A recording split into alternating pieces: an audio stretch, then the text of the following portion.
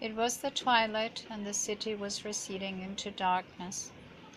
The darkness that speaks of a primal hunger, the search for fusion and absolution, the merging into someone else's flesh.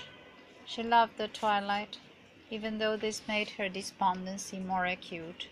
She questioned his absence and found it unbearable. She searched for him in the eyes of strangers and failed to find him. She went through motion and pleasure in her search, and both proved lacking. She learned then she was either chosen or damned, or maybe both. The yearning in her was like a burning scar.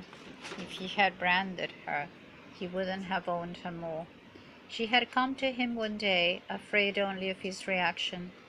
Was he amused, surprised? In the past she had always known with others. In this case she feared her own perception. Still she felt a part of him.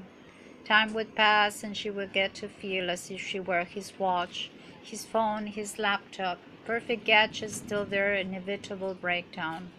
Would she break down? A part of her feared this, and another part envisioned perhaps she was stronger than that she had always thought. He had bound her in the apparent freedom of his smile and his easy-going ways. If he had been otherwise, she would have been able to leave him without looking back, as she had left so many others before. She would have felt their skin, their memory to be exact, for some days, live the moment and then move on.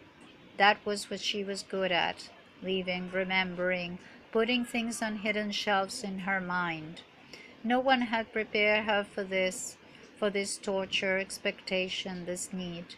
If someone had described it to her before, offering this terrible gift, she would have turned it down, she would have walked away. The fact this time she couldn't proved the strength of the shackles she had helped him place on her willing soul and on her all too eager body. If only she had walked away in time, if only she had resigned herself to her life of stories and embroidered reality. She hadn't.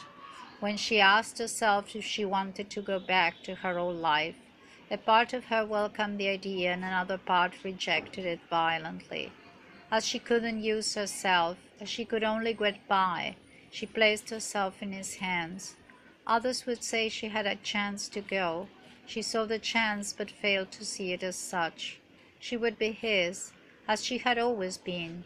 She would remain till her last day, together or apart, in any place of time.